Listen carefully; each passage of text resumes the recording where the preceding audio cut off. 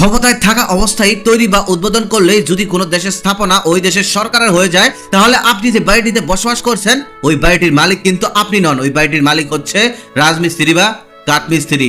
আজ পর্যন্ত পৃথিবীর কোন সরকার তার বাবার টাকায় দেশে বিশাল কোনো স্থাপনা করেনি, কিন্তু হ্যাঁ, যে দেশের সরকার দুর্নীতি করেনি তার দায়িত্বে থাকা দেশ উন্নতি হয়েছে। যেখানে পুরো দেশের সরকারি সিস্টেমই জনগণের টাকায় চলে, সেখানে আমাদের দেশে এক প্রকার ব্রেনলেস মানুষ আছে যারা সরকার এটা করেছে ওটা করেছে বলে চিল্লাচিল্লি করে, মারামারি ঝগড়া বিবাদ পর্যন্ত করে। ওইসব লোকের ছোট্ট ব্রেনকে ছোট্ট ভাবে বোঝাই। ধরেন আপনি একটি বাড়ির বড় ছেলে, আপনাকে 1000 টাকার একটি নোট আর একটি বাজারে ব্যাগ দিয়ে বাজারে পাঠানো হলো। আপনি বাজারেও গেলেন, গিয়ে 500 টাকার বাজার করলেন, 250 টাকা বাকি রেখে 250 টাকা দিয়ে দিলেন, আপনার কাছে থাকলো আরো 750 টাকা। এটা আপনি নিশ্চিন্তে মেরে দিলেন। এখানে আপনি সরকার, আপনি বাড়ির বড় ছেলে, আপনাকে কিছু বলার সাহস কারোই নেই। আবার ভুল করবেন না, আমি কিন্তু এখানে কোনো সরকারকেই উল্লেখ করে বলছি না, তবে দেশের উন্নতির সব থেকে বড় ভাগিদার হলো বৈদেশিক মুদ্রা তথা শরীরের ঘাম জড়িয়ে আমাদের দেশের যেসব প্রবাসী ভাইয়েরা বৈদেশিক মুদ্রা আনতেছে। আপনি মানেন আর না মানেন, তবে দেশের উন্নতির জন্য এদের থেকে বড় কৃতিত্ব আর কারোই নেই। নিজের দেশপ্রিয় জন ছেড়ে প্রবাসে গিয়ে মাথার ঘাম পায়ে ফেলে যারা অর্থ ইনকাম করে দেশে পাঠাচ্ছেন,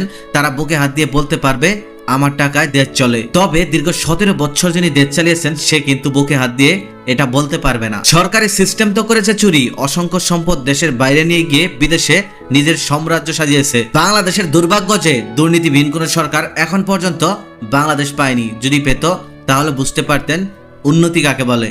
যাদের পেজে কাজ করার ইচ্ছা আছে, মনিটাইজেশন পাচ্ছেন না, লাইক দিও ফলোয়ার কিছুই হচ্ছে না, তারা লাইক দিও ফলোয়ার বুস্ট করতে পারেন আমার কাছ থেকে। স্ক্রিনে দেওয়া থাকবে আমার হোয়াটসঅ্যাপ নাম্বার।